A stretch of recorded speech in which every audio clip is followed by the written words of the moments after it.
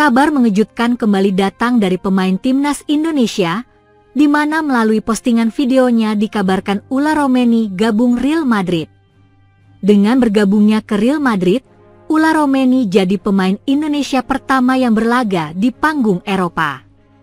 Dalam postingan videonya, Romeni menyampaikan bahwa dirinya ditawari oleh Real Madrid melalui media sosialnya.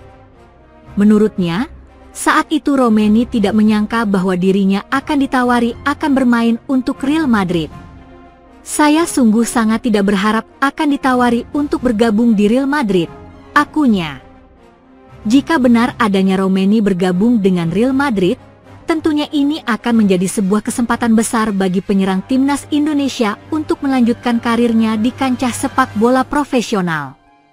Tak tanggung-tanggung dikabarkan bahwa Romeni telah menandatangani kontrak berdurasi 5 tahun dengan nilai yang fantastis mencapai 65 juta euro atau 1 triliun rupiah. Meskipun demikian, dalam situs transferfet.com yang mengupas semua transfer pemain klub dunia menyampaikan bahwa saat ini Ula Romeni telah menyelesaikan transfer dari FC Utrecht ke Oxford United. Dengan pindahnya Romeni maka membuka runak bagi Sebastian Haller yang kemungkinan akan mengantinya di FC Utrecht. Disebutkan bahwa Romeni dikontrak oleh Oxford United hingga musim panas 2028. Transfer tersebut telah diantisipasi selama berminggu-minggu dan kini telah dikonfirmasi. Oxford United, yang saat ini berada di peringkat ke-18 di Championship, akan membayar hampir 2 juta euro untuk transfer tersebut. Romeni mengungkapkan kegembiraannya karena bergabung dengan klub yang ambisius dan memenuhi keinginannya untuk bermain di Inggris. Jai Idzes hingga Kevin Dix diburu tim Eropa. Selain Romeni, nama Jai Idzesanter terdengar diburu tim Eropa, mulai dari Inter Milan, AC Milan, Torino, hingga Fiorentina.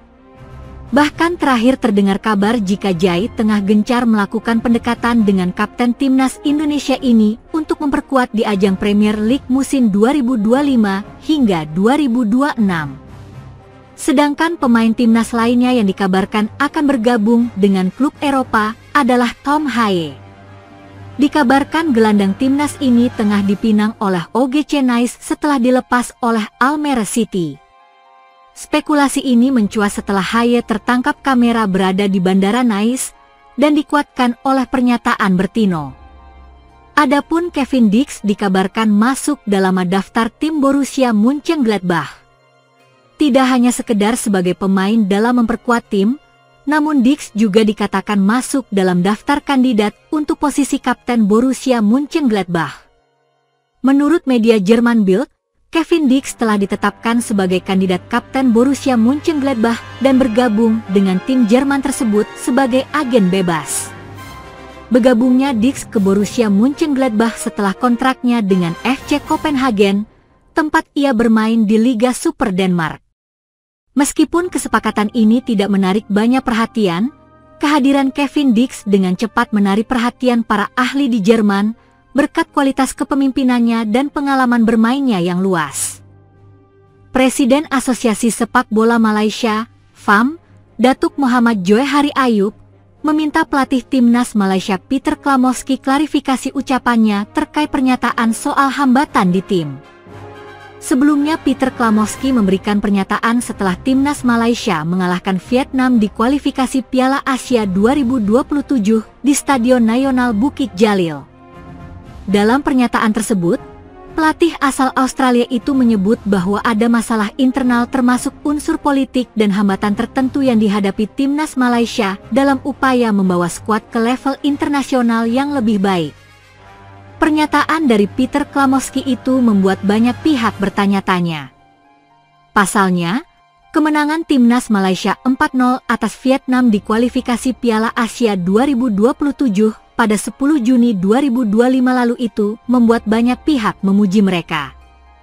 Ini karena timnas Malaysia akhirnya berhasil mengalahkan Vietnam setelah 10 tahun tak pernah menang. Kemenangan Malaysia atas Vietnam itu membuat banyak pihak menilai bahwa Harimau Malaya berada di tingkat yang berbeda. Apalagi saat ini timnas Malaysia dihuni banyak pemain naturalisasi.